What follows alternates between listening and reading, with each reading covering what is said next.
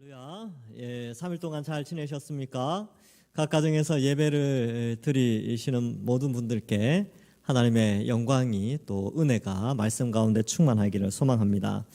사실 이 비대면 예배가 익숙하지는 않죠. 그래서 저도 이 코로나가 속기 종식되어져서 예전처럼 자유롭게 마스크 벗고 마음껏 하나님 찬양하고 성도들 간에 교제 나누고 그런 시간이 속혀 오기를 계속해서 기도하고 있습니다. 그러나 또한 이러한 이 시기에도 하나님의 뜻은 무엇일까? 또 우리가 어떻게 이 신앙을 끝까지 잘 붙들 수 있을까? 함께 고민하면서 또 이 어려움의 때를 잘 극복해 나가기를 소망합니다. 수요일 날은 이제 우리 부교육자들과 제가 교대로 설교를 하는데 제가 설교할 때는 이 마가복음을 이제 강해를 하고 있습니다. 여러분 이 복음서를 살필 때 세 가지를 좀 유념하면서 읽으시면 돼요. 거의 세 가지 메시지 안에 다 들어가는데요. 첫 번째는 이 복음서에서는 하나님 나라가 임했다라는 걸 강조합니다. 이 구약 성경에 이제 선지자들이 예언했던 하나님의 나라, 하나님이 원래부터 이루려고 했던 아름다운 하나님 나라가 이미 예수 그리스도를 통하여 임하였다. 그런데 이제 아직 완성되진 않았죠. 그래서 이 하나님 나라의 임재라는 관점에서 이 복음서를 살피면 좋습니다. 그래서 이 구약에 예언되어져 온 이 하나님 나라가 이제 실제로 이 땅에 임하였다. 실제로 성취되어져서 그 나라가 확장되고 있다는 것을 이 네 개의 복음서에서 나타내고 있습니다. 그래서 이미 임했지만 아직은 완성되지 않았죠. 언제 완성됩니까?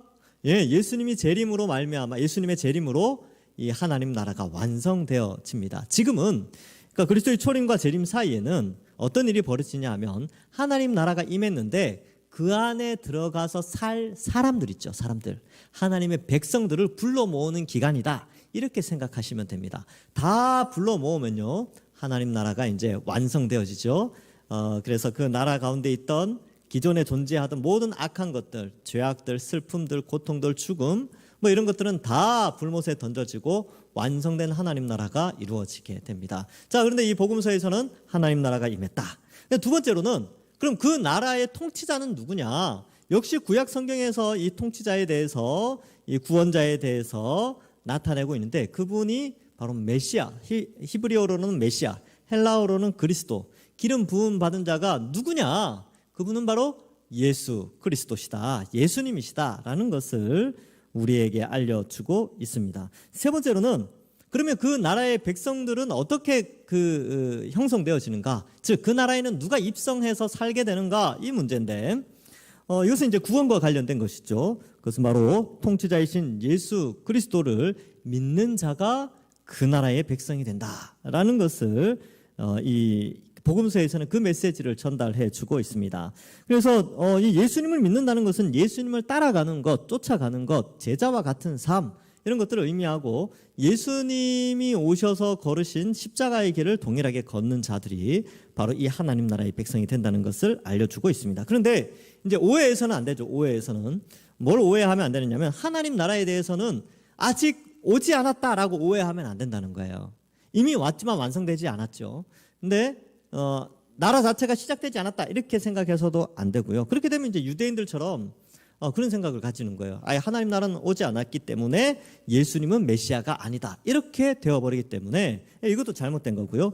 두 번째 통치자에 대한 오해, 예수님을 믿지 않는다든지 혹은 예수님을 믿더라도 제자들이나 혹은 뭐 다른 것처럼 예수님을 정치적으로 혹은 정치적으로 예수님을 믿는다는 것은 자기 욕심을 채우는 예수님 이런 개념이 있거든요. 그래서 자기 욕심을 위하여 예수님 믿는 것도 우리가 좀 버려야 되는 것입니다. 그리고 그러면 이제 진짜 예수님은요? 진짜 예수님은 우리의 죄의 형벌을 대신하여 십자가에서 죽으신 예수님이시죠. 그리고 누가 그 나라의 백성이 돼요? 그 십자가, 고난의 십자가의 길을 따라가는 자. 그 사람이 바로 그렇게 예수님 믿는 사람이 그 나라의 백성이 됩니다. 그래서 우리 지난주에 살폈죠. 마가복음 8장 34절. 여러분 한번 보세요. 집에서 오늘 본문 바로 위에 나오는 거니까 제가 한번 읽어볼 테니까 누가 하나님 나라의 백성이 되는가? 보세요.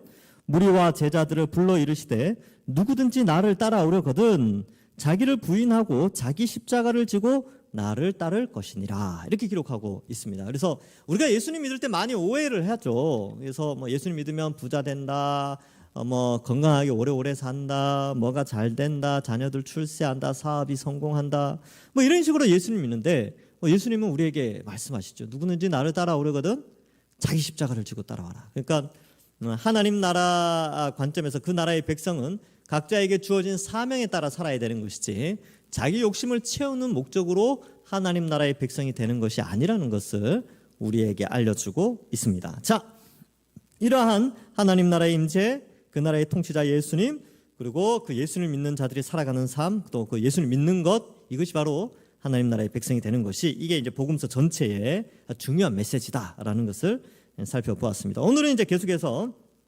지난주에 이어서, 지난주에 예수님이 이제 십자가의 길 가자 뭐 그렇게 이야기하셨죠. 2절에 보면 엿새 후에 예수께서 베드로와 야고보와 요한을 데리시고 따로 높은 산에 올라가셨더니 그들 앞에서 변형되사, 이렇게 되어 있습니다. 이게 높은 산 이렇게 있는데 어느 산인지 알지 못해요. 그 앞까지는 이제 가이사랴 빌립보였죠. 뭐 우리 개역 성경에는 빌립보 가이사랴 이렇게 되는데, 하여튼 뭐 그 지명이 헬몬산 바로 밑에 있는 도시입니다. 근데 거기에 있다가 어떠한 산에 올라가셨어요. 아주 높은 산이라고 표현합니다. 근데 그 산에서 이제 변형이 되시죠. 특별히 베드로, 야고보, 요한을 데리고 가셨는데, 뭐 세 제자는 좀 특별했던 것 같아요. 높은 산은 어딘지 알 수 없어요. 근데 누가복음 9장에 보면 뭐 기도하러 올라가셨다 이렇게 돼 있어요. 이제 기도하기 위해서 세 사람을 데리고 올라가게 되는데, 그들 앞에서 변형이 되셨다 이렇게 되어져 있지요.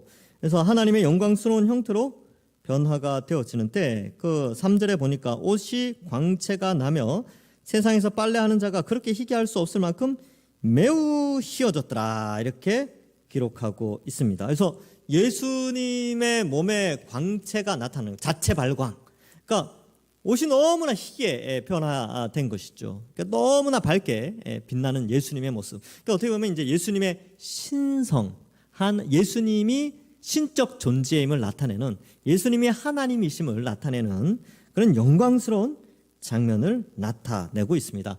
이 산에서 변화되어지는 이 영광스러운 장면은 마태복음과 누가복음에도 기록되어져 있습니다. 그래서 마태복음 17장 2절에는 그들 앞에서 변형되사 그 얼굴이 해같이 빛나며 옷이 빛과 같이 희어졌더라, 이렇게 기록하고 있어요. 이제 마태복음에서는 얼굴 모양까지 표현하고 있죠. 얼굴이 해같이 빛나며 굉장히 밝았다는 거예요. 네. 자, 누가복음 9장 28절 29절에는 이렇게 기록하고 있습니다. 이 말씀을 하신 후 8일쯤 되어 예수께서 베드로와 요한과 야고보를 데리고 기도하러 산에 올라가사 기도하실 때 용모가 변화되고 그 옷이 휘어져 광채가 나더라. 예, 기도하러 올라가셨는데 휘어졌죠. 근데 이제 여기 좀 특이한 게 있죠. 마태복음과 마가복음에는 6일 후 이렇게 되는데 누가복음에는 8일 후 이렇게 돼 있습니다. 제가 이거 궁금해가지고 왜 이렇게 이 날짜 차이가 나는가 책들을 막 뒤졌어요. 알 수 없었어요. 알 수 없었습니다. 그래서 신학자들도 이제 제가 한 꽤 많은 책을 참고했는데 절반 정도는 이 내용을 다루지 않습니다. 왜 이렇게 날짜가 차이 나는지. 근데 절반 정도는 내용을 다루기는 하는데 알 수 없다. 결론은 알 수 없다. 그래서 뭐 여러 가지 이야기를 하는데 뭐 논리도 좀 약한 것 같고, 그래서 그냥 넘어갑시다. 네, 넘어가죠. 그래서 이게 이제 7일을 중심으로 7일 전이냐 후냐, 뭐 안식일의 개념 중심으로 이렇게 설명하고 뭐 이렇게 설명하는 부분들이 많은데, 그러나 구체적으로 이거를 완벽하게 해명해낸, 그러니까 독자로 하여금 이게 왜 6일로 쓰여졌고 마태와 마가는 왜 6일을 썼고 누가는 왜 8일을 썼는지에 대한 명확한 의견이 없어요. 그래서 이럴 때는, 이런 게 나타났을 때는 그냥 뭐 특별한 의도가 있었겠지 하고 넘어가시는 게 좋아요. 이거에 함몰되면 진짜 2절부터 13절에 원래 정말 이 마태, 마가, 누가가 말하라고 했던 메시지를 잃어버릴 수 있기 때문에 이런 사소한 것들은 그냥 그렇구나 하고 넘어가시면 돼요. 2000년 기독교 역사 속에서 아무도 이걸 명확하게 해명하지 못했는지 그걸 굳이 알려고 할 필요는 없습니다. 자, 봅시다. 자, 어쨌든 이 마태는 얼굴의 변화까지, 그리고 이 누가는 기도하러 올라가시는데 용모가 이제 변화가 되었다, 이것을 강조하죠. 그래서 신성을 강조합니다. 근데 이 장면이 왜 예수님이 신적 모습을 나타내고 있는가에 대한 설명은 다니엘서 7장 9절에 보면 좀 알 수 있어요. 다니엘서 7장 9절에 보면 이 다니엘이 신적 존재를 만나는데 뭐 예수님이시겠죠? 이제 하나님이시죠. 하나님 참. 이 보좌에 앉아 계신 성부 하나님을 딱 봤는데 이렇게 묘사하고 있어요.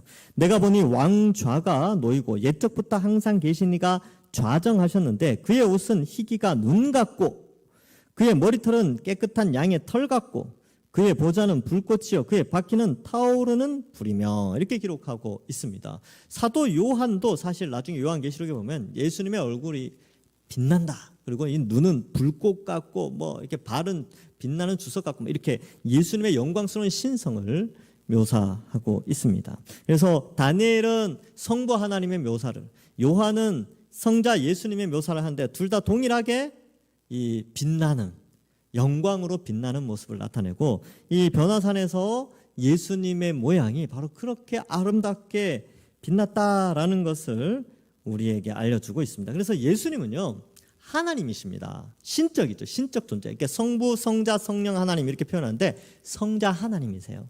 우리가 예수님 그러면 너무 이렇게 십자가에 달려 죽으신 예수님이 인간 예수님 이렇게 생각할 수 있는데 아니요. 인간 예수님이시죠. 그러나 또한 신적 존재의 예수님입니다. 그래서 예수님은 100% 하나님이시고 100% 인간이시죠. 자, 이 개념을 좀 알 필요가 있고 그 영광스러운 예수님이 변화산에서 기도하시는데 그때 누가 나타나요? 4절에 보면 이에 엘리야가 모세와 함께 그들에게 나타나 예수와 더불어 말하거늘. 우와, 멋지지 않습니까? 구약시대 때 돌아가셨던 두 분. 엘리야는 돌아가시진 않았죠. 엘리야는 승천을 했죠. 그다음에 모세는 어떻게 죽었는지 알 수는 없지만 어쨌든 이 구약 시대를 대표하는 두 사람이 딱 등장하게 됩니다. 근데 왜 하필 모세와 엘리야였는가? 왜 이들이 나타났는가? 이들의 공통점은 무엇인가 한번 생각해 봤어요.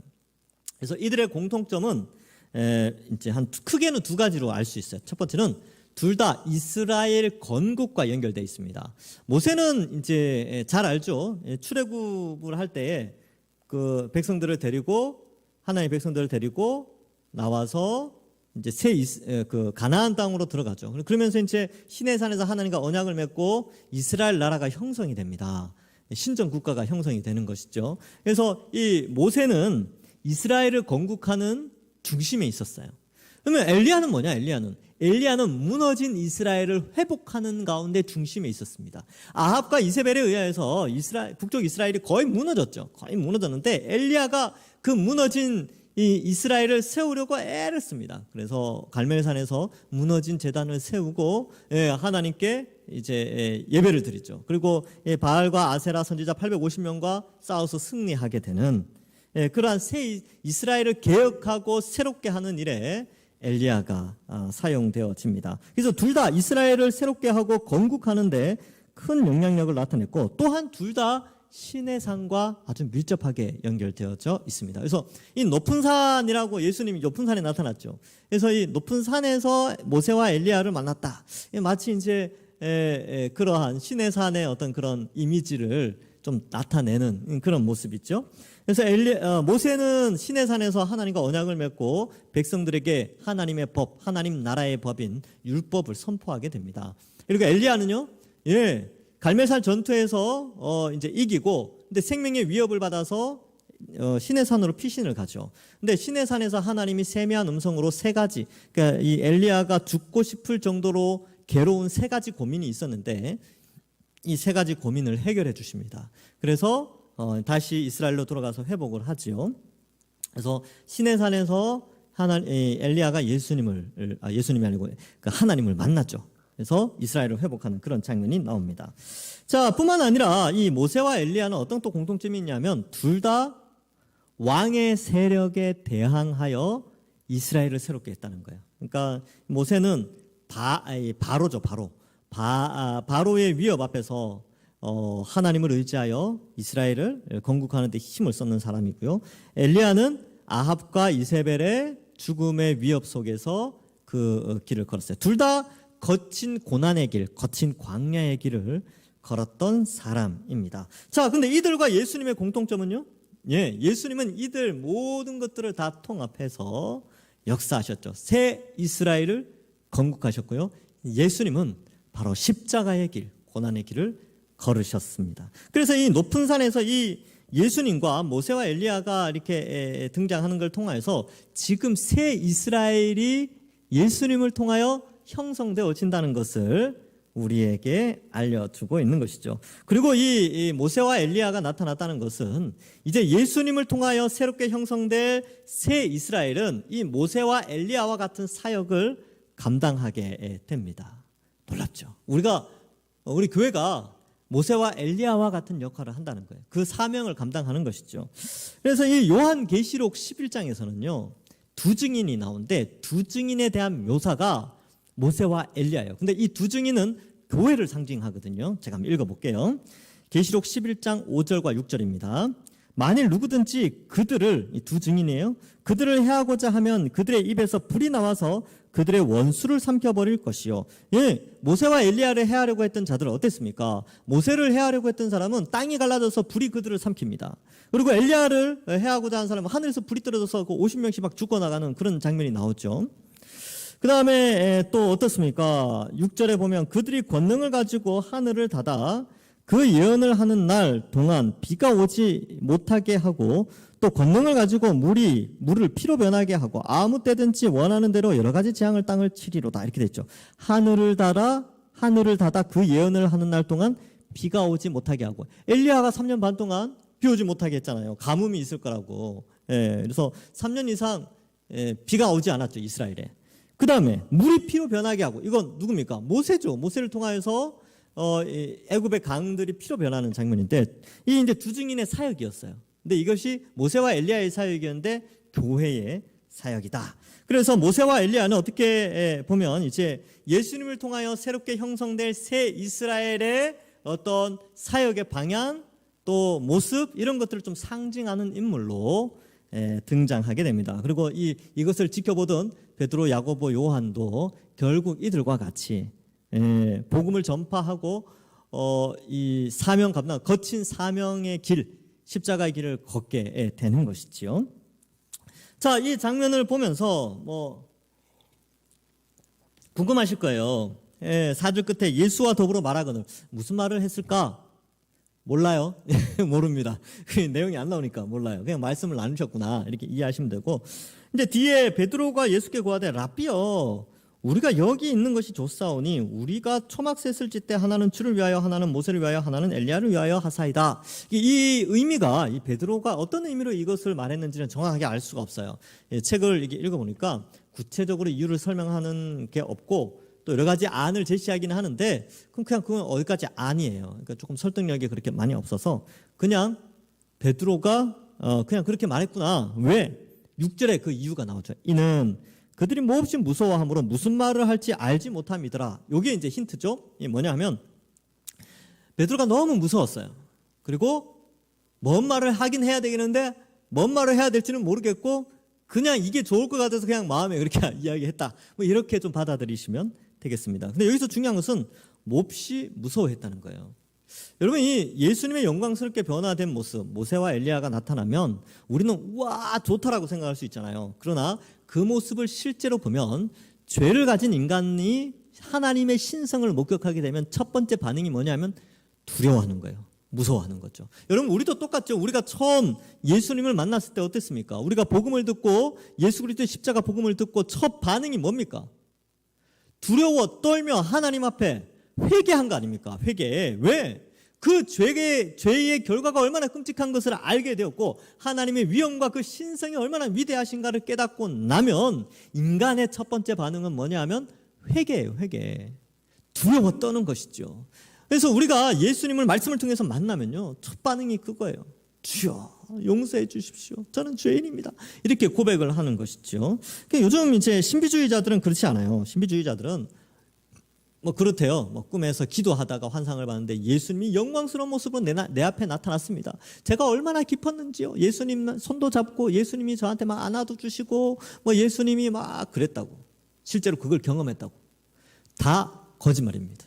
예, 여러분 인간이 죄를 가진 인간이 하나님을 목격하면요 가만히 있을 수가 없어요. 부들부들 떨고요. 엎드려서 죽은 자와 같이 막 통회하면서 엎드리고 울고 불고 난리가 납니다.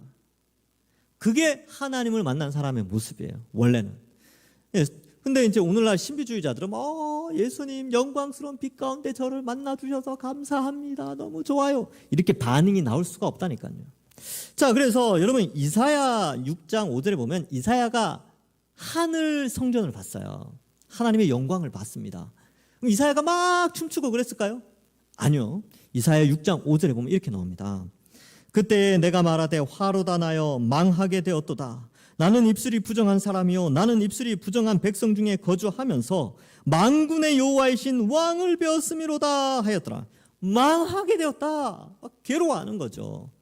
그러니까 막 슬퍼하고 두려워하고 괴로워하니까 천사가 이제 부지깽이로 갖고 와서 제단의 숯불을 입에다 갖다 대고 야, 죄 용서 받았어. 됐어. 끝. 그렇게 하는 거죠. 다니엘서 10장 8절과 9절에도 이 다니엘이 영광스러운 한 명을 만나게 됩니다. 티그리스 강에서 다니엘서에는 히데겔이라고 되어 있는데 이 티그리스 강이죠. 티그리스 강에서 예수님을 만나요. 그래서 제가 읽어드릴게요. 그러므로 나만 홀로 있어서 이 큰 환상을 볼 때 내 몸에 힘이 빠졌고 나의 아름다운 빛이 변하고 썩은 듯하였고 나의 힘이 다 빠졌으나 내가 그의 음성을 들었는데 그의 음성을 들을 때에 내 얼굴을 땅에 대고 깊이 잠들었느니라 이렇게 돼 있죠. 여기 이제 영광스러운 예수님의 모습이 다니엘서 10장에 묘사돼 있어요. 거기다 얼굴이 빛나는 이렇게 환한 그런 신적 영광을 보게 되는 것입니다. 근데 어떻게 표현해요?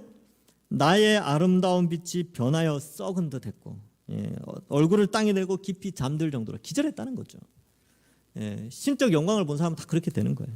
두려운 거죠. 이 베드로도 심히 두려워서 뭔 말을 할지 몰라서 그런 말을 한 거죠. 누가복음 5장 8절에 보면 시몬 베드로가 이를 보고 예수의 무릎 아래 엎드려 이르되 주여 나를 떠나소서 나는 죄인이로소이다 하니 이게 무슨 장면이냐면 깊은 곳에 가서 검을 던져라 그러니까 검을 던졌어요. 고기가 막 엄청나게 검을 찢어질 정도로 그물에 고기가 잡히니까 베드로가 이 예수님은 인간이 아니다. 신적 존재다라는 것을 깨닫고 예수님 앞에 엎드려 나를 떠나소서 나는 죄인입니다. 이게 신적 존재인 예수님을 만났을 때의 반응이에요. 계시록 1장 17절에도 내가 볼 때에 그의 발 앞에 예수님 발 앞에 엎드려져 죽은 자 같이 되매 그가 오른손으로 내게 얹고 이르시되 두려워하지 말라 나는 처음이요 마지막이니 이렇게 예수님이 말씀하시죠. 그러니까 사도 요한도 엎드려 죽은 자처럼 됐어요. 여러분 사도 요한은 어떤 사람이에요? 여기 변화산에서 있었던 사람이에요. 그리고 예수님과 3년 동안 동행했던 사람이에요. 그런데도 신적 영광으로 부활하신 예수님의 신적 영광을 보고 죽은 자처럼 엎드려지게 되는 겁니다. 그런데 오늘날 많은 사람들이 그래요. 나 예수님 봤어. 예수님 빛나는 영광 가운데 나를 어루만져 주시고 아이고 못 만질걸요. 여러분 그 영광 앞에는 그냥 회개밖에 안 나올 거예요. 하여튼 그런 신비주의자들 좀 조심하라고 제가 말씀드린 거예요. 자, 그다음 7절 8절에 보면 물론 예수님 우리를 사랑하죠. 성경 읽어보면 얼마나 우리를 사랑하시는데요. 십자가에 달려 죽기까지 사랑하셨죠. 자, 그 사랑을 부정하는 게 아니에요. 그러니까 봤다 이런 것들을 조심하라는 거예요. 우리는 성경을 통해서 예수님 보면 됩니다. 이게 최고예요. 네. 자, 7절 8절 마치 구름이 와서 그들을 덮음에 구름 속에서 소리가 나되 이는 내 사랑하는 아들이니 너희는 그의 말을 들으라 하는지라. 여러분 이 구름 속에서 나는 음성 구름 이런 표현은 하나님의 임재의 현현 하나님의 임재의 나타남 하나님이 임재하셨다는 것을 드러내는 표현입니다. 출애굽기 40장 출애굽기 마지막 장이죠. 출애굽기 40장 34절에 보면 성막이 봉헌되어 오시는데 이렇게 나옵니다. 출애굽기 40장 34절에 구름이 회막에 덮이고 여호와의 영광이 성막에 충만하매 이렇게 돼 있죠. 구름이 덮이는 것은 여호와의 영광이 충만하게 나타나는 거죠. 근데 왜 구름이 필요하냐? 구름이 있어야 사람들이 하나님을 볼 수 없죠. 그러니까 하나님과 죄된 인간들 사이에 구름이 그 영광을 좀 가려서 인간들이 그 하나님이 영광 가운데 말씀하시는 걸 듣도록 그렇게 하는 거죠. 그래서 구름이 임했다라는 것은 하나님의 영광의 현현입니다. 자, 그 다음에 열왕기상 8장 10절부터 11절에는 솔로몬이 성전을 짓고 이제 언약궤를 성전의 지성소로 들어갈 때에 그 장면을 묘사하고 있는데요. 지성소 안에 이제 언약궤가 딱 들어왔어요. 그리고 이렇게 기록하고 있습니다. 제사장이 성소에서 나올 때에 구름이 여호와의 성전에 가득하며 제사장이 그 구름으로 말미암아 능히 서서 섬기지 못하였으니 이는 여호와의 영광이 여호와의 성전에 가득함이었더라. 예. 구름이 생겼어요. 구름이. 놀랍지 않습니까? 구름이라는 것은 높이 생기죠. 높이. 하늘 높이 생기는 거예요. 그런데 성전에 생겨버렸어요. 예, 성막에 생기고 성전에 생기니까 이 백성들이 얼마나 놀랐을까요? 또 제사장이 얼마나 놀랐을까요? 그죠? 두려워했겠죠. 그러나 감동했겠죠. 야, 하나님이 임하셨구나. 바짝 엎드리는 거예요. 옛날 조선시대 때 사극 보면 왕만 지나가도 모든 백성들은 어때요? 엎드리죠. 길바닥에 엎드려서 땅 쳐다보고 고개 들지도 못했어요. 용안을 볼 수 없었죠. 예, 제가 이제 그 드라마 같은 거 보니까 그렇더라고요. 근데 하나님이 그의 백성들에게 임할 때는 구름이 쫙 깔리죠. 그래서 인간은 엎드려 두려움에 떨면서 그렇게 있는 거죠. 그러나 슬픔의 두려움이 아니라 기쁨의 두려움이죠. 자, 구름 속에서 소리가 나요. 하나님의 메시지가 전달됩니다. 어떻게 전달돼요?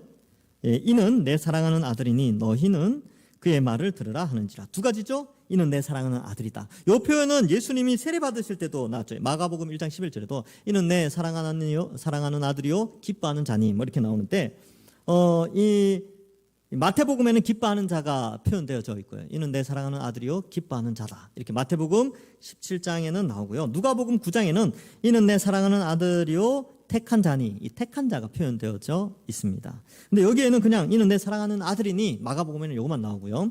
이 표현은 시편 2편의 메시아의 시에서 나오게 됩니다. 시편 2편은 이 이스라엘의 왕이 세워질 때 왕의 대관식 때 읽혀졌던 왕의 시라고도 하고 메시아, 구원자의 시, 그리스도의 시 이렇게 표현되기도 합니다.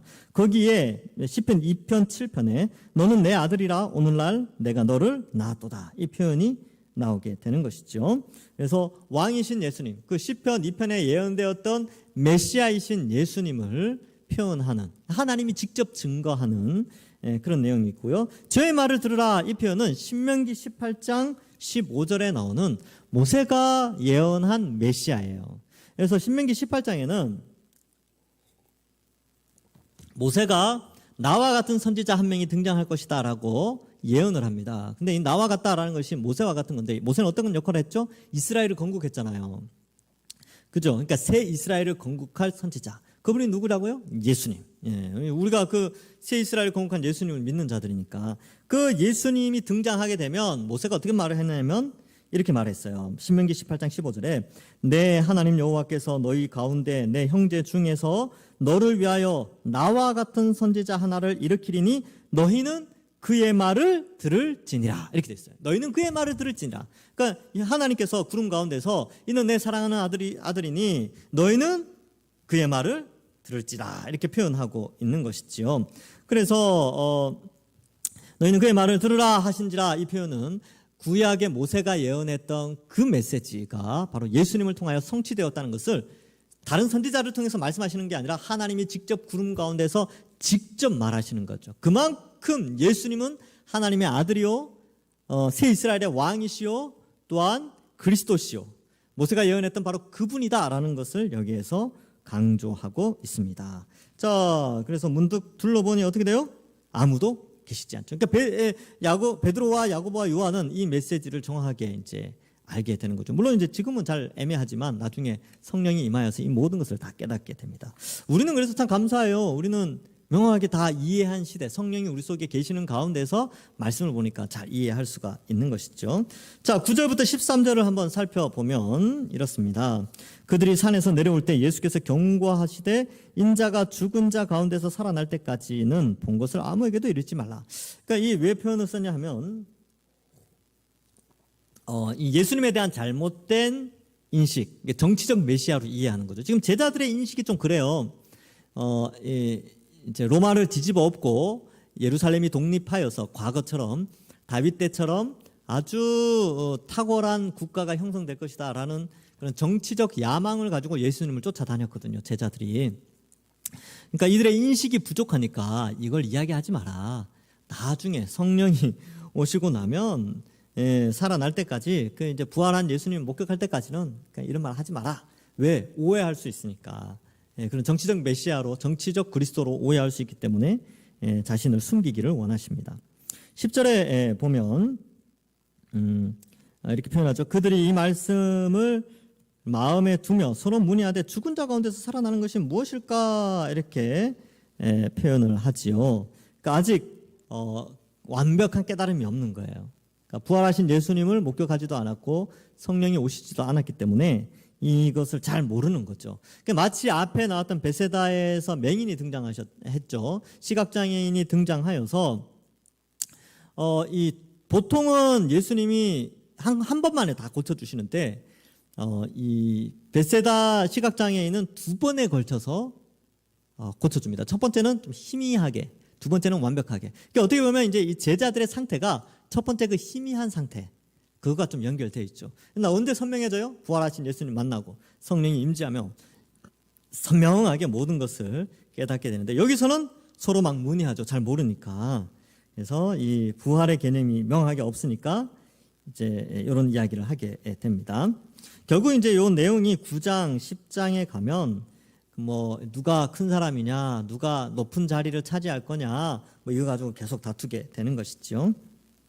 자, 11절에 이에 예수께 묻자와 이르되 어찌하여 서기관들이 엘리야가 먼저 와야 하리까 하나이까 이렇게 표현되어 있는데 이 마지막 날, 즉 그리스도가 오시기 전에 그리스도를 맞이할 수 있도록 그 마음을 아버지께로 돌리는 자가 나오는데 그는 엘리야다라는 내용이 말라기 4장에 나옵니다. 말라기 4장 5절에 보면 보라 여호와의 크고 어두운 날에 날이 이르기 전에 내가 선지자 엘리야를 너에게 보내리니 이렇게 되어 있죠. 그래서 엘리야가 와서 하는 일이 그거예요.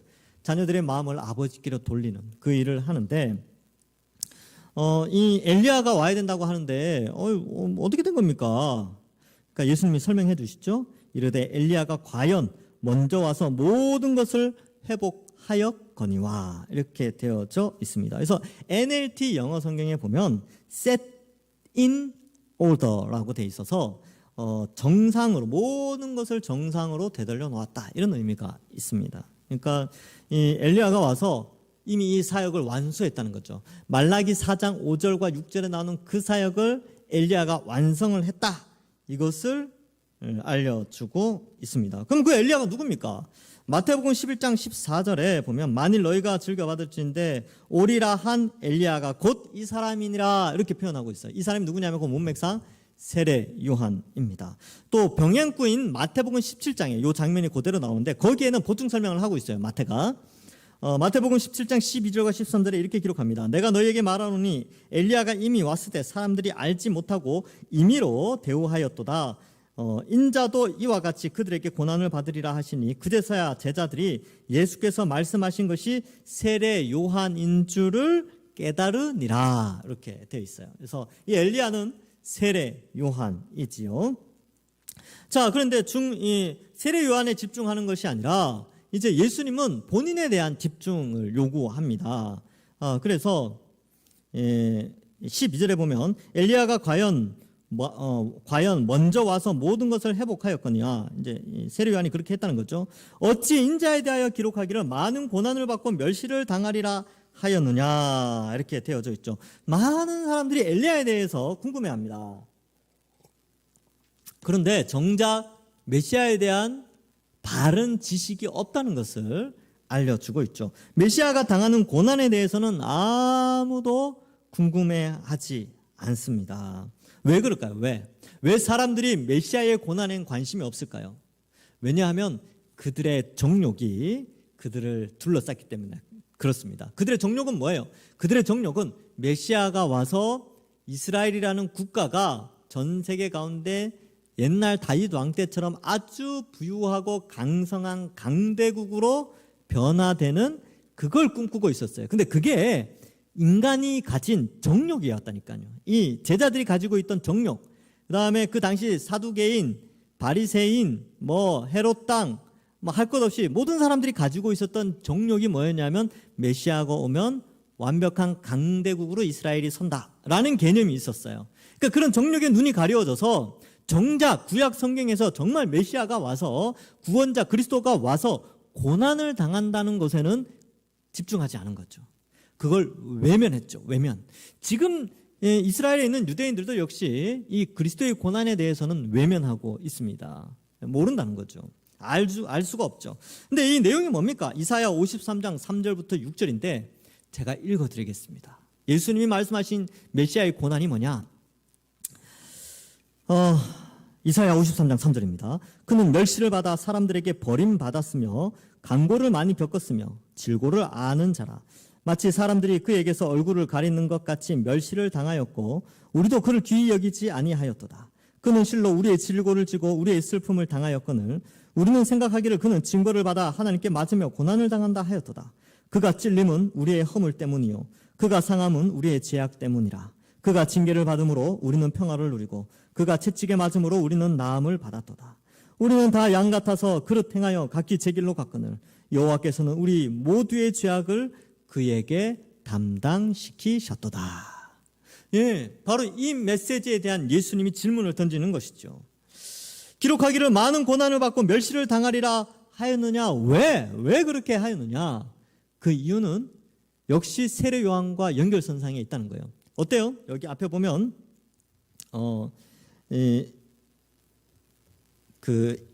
이 세례 요한을 임의로 대했죠. 그래서 지금 이 마가복음에는 그런 표현이 안 나오는데 마태복음에는 임의로 대했다, 알지 못했다 이런 표현들이 계속 나오게 됩니다. 세례 요한을 알지 못했기 때문에 죽였죠. 즉 예수님도 알지 못하기 때문에 죽이게 되는 것입니다. 그래서 여기에 보면 이르시되 엘리야가 과연 먼저 와서 모든 것을 회복하였거니와 어찌 인자에 대하여 기록하기를 많은 고난을 받고 멸시를 당하리라 하였느냐라는 것을 이제 연결시키는 거죠. 그래서 엘리야가 죽은 이유 13절 끝에 나오죠. 사람들이 함부로 대우하였느니라. 예수님이 고난 당하는 이유 사람들이 예수님 그죠? 이 메시아를 함부로 대우하였기 때문에 몰랐다는 거죠. 알지 못해서 예수님을 죽이게 됩니다. 여러분 우리는 어떻습니까? 우리는 예수님을 어떻게 알고 있어요? 우리가 예수님을 어떻게 인식하고 있습니까? 제자들처럼 여전히 예수님을 내가 예수님 믿는 목적이 내가 잘 먹고 잘 살고 사업 성공하고 자식 성공시키고 뭐 이런 목적으로 예수님을 믿습니까? 그것은 예수님을 함부로 대하거나 혹은 여기 나오는 것처럼 함부로 대우하는 것과 마찬가지로 예수님을 바르게 알지 못하는 것입니다. 우리가 예수님을 믿는다는 것은 바로 예수님과 같이 십자가의 길을 걷고 자기 십자가를 지고 이 고난의 길을 걸어가는 것이죠. 예수님 믿으면서 인생 살아간다는 것입니다. 그래서 이러한 의미에서 우리는 예수님을 더 바르게 알아가야 되죠. 그럼 어떻게 압니까? 어떻게 예수님을 임의로 대하지 않고 더 예수님을 사랑하고 알아갈 수 있습니까? 결국은 말씀을 가까이 해야 한다는 것입니다. 자, 말씀을 맺습니다. 오늘 본문에서는 예수님의 영광스러운 신성을 묘사하고 있습니다. 그럼 우리는 이 예수님을 어디에서 만납니까? 꿈이나 환상이나 어떤 사람들의 간증을 통해서 만나는 것이 아니라 우리가 직접 성경 말씀을 통한 이 영광스러운 예수님을 만날 수 있습니다. 그러므로 여러분 이 코로나 상황 속에서 이 예수님을 만나는 것이 쉽지가 않지만 말씀을 통하여서 만날 수 있다는 사실이 정말 우리에게 있다면, 그런 믿음이 있다면 우리는 말씀을 가까이 해야 됩니다. 가정에서 말씀을 읽으셔야죠. 그리고 이 비대면이지만 이 영상 예배를 포기하지 않고 끝까지 붙잡고 예배를 드려야 되는 것입니다. 그럴 때 이 영광스러운 예수님을 말씀을 통해서 만날 수 있는 것이죠. 뭔가 체험을 통하여서 예수님을 만나려고 해서는 안 됩니다. 말씀 속에 있는 예수님을 만나는 것이, 그것이 바로 함부로 대하거나 임의로 대하는 것이 아니라 바르게 알고 깨닫게 되는 것이지요. 그래서 말씀을 연구하면 예수님의 영광을 목격하는 감격이 있습니다. 그래서 우리는 성경을 함부로 대하지 않는 것이죠. 성경을 가까이 할 때에 우리는 성령이 우리 속에 있기 때문에 모든 것을 명확하게 깨닫게 해 주십니다. 두 번째로 우리는 이러한 이 현세를 바라보는 신앙이 아니라 영원한 하나님 나라를 바라봐야 돼요. 그래서 지금 주일 설교 요한계시록 때도 계속 말씀드리는데, 여러분 우리는 현세를 목적으로 하는 헤롯 당과 사두개인처럼 살아가는 자들이 아니에요. 바리새인들처럼 이단 사상을 쫓아가는 자들도 아닙니다. 우리는 영원한 하나님 나라를 소망하면서 내세에는 어때요? 지금 살아가는 이 100년의 인생 가운데는 예수님이 걸어가신 십자가의 길, 그 사명의 길을 걸어가는 자들이고요. 그 사명의 길의 끝에 우리의 생명이 끝나고 주님이 오시는 날에는 우리에게 진정 우리가 걸어온 십자가의 길이 황금길이었다는 것을 깨닫게 되는 것입니다. 그러므로 여러분 우리가 이 코로나 시대에 참 신앙생활 하기 힘드시죠. 그리고 하나님 알아가는 게 참 보통 어려운 일이 아닙니다. 그렇지만 이러한 때에 우리가 말씀을 가까이 하면서 집에서 말씀을 읽으면서 예수님을 만나고 성경 속에 기록된 하나님을 바르게 이해하고 또한 이 성경의 올바른 이해를 통하여서 이 내세에 집중해서 살아가는 세속적인 정욕을 채우는 그런 신앙이 아니라 영원한 하나님 나라를 소망하면서 이 시대 가운데는 십자가의 길, 사명의 길을 감당하면서 하나님의 영광을 위하여 모든 사람들에게 복음 전파하면서 예수 그리스도의 영광을 드러내며 살아가는 것이 바로 우리의 사명임을 우리는 깨달아야 합니다. 아무쪼록 하루하루 사시면서 코로나로 인해서 힘들고 지친 가운데 있지만 매일매일 2,000명 가까운 그런 코로나 확진자가 나오는 가운데 스트레스 받고 있지만 이러할 때에 오히려 가정에서 말씀에 집중을 하고 기도하고 또 내가 전도해야 될 사람들은 누구인가를 한번 묵상하면서 예수 그리스도의 영광스러움을 기억하고 예수님이 다시 오시는 날 화려한 영원한 하나님 나라가 우리에게 주어진다는 사실을 믿고 또 살아가시는, 그래서 이 어려움의 때를 신앙으로 잘 이겨내시는 우리 모든 주의 백성들 되기를 주님의 이름으로 간절히 축원합니다. 기도하겠습니다. 하나님 아버지, 은혜를 감사합니다. 오늘 성경을 통하여서 높은 산 그곳에서 변화되신 예수님을 간접적으로 우리가 목격하게 하여 주시니 감사합니다. 예수님께서 누구든지 나를 따라오려거든 자기 십자가를 지고 따라오라고 하셨는데, 우리가 그동안 예수님을 쫓아갔던 목적이 나의 성공, 내 자녀의 성공, 사업의 성공, 건강, 많은 부를 축적하는 것에만 집중되어 있었다면 우리의 모습을 용서하시고 오늘 말씀을 통하여서 예수님이 걸어가신 십자가의 길이 곧 영광의 길이요, 우리가 믿는 예수님은 나의 욕심을 채워주시는 분이 아니라 새 이스라엘을 형성하고 영원한 하나님 나라의 완성을 가져오실 분이며, 또한 이 새 이스라엘의 구원자로서 참된 구약에 예언된 참된 왕이시오 구원자이심을 우리가 믿고 이 남아있는 생애 가운데 하나님 백성답게 살아가는 저희들 되게 하여 주옵소서. 날마다 말씀을 가까이 하여서 하나님을 더 알아가고 예수님을 더 알아가서 세상 사람들처럼 예수님을 함부로 대하는 자들이 아니라 말씀을 통하여 예수님을 알아 예수님을 귀하게 여기는 그런 신앙으로 자라가는 저희들 되게 하여 주옵소서. 남아있는 우리의 생애 가운데 날마다 함께 하시는 은혜와 또 하나님을 가까이 하고 예수님을 가까이 하는 축복이 우리 모든 성도들 가운데 흘러 넘칠 수 있도록 인도하여 주실 줄 믿사오며 예수님의 이름으로 기도하옵나이다. 아멘.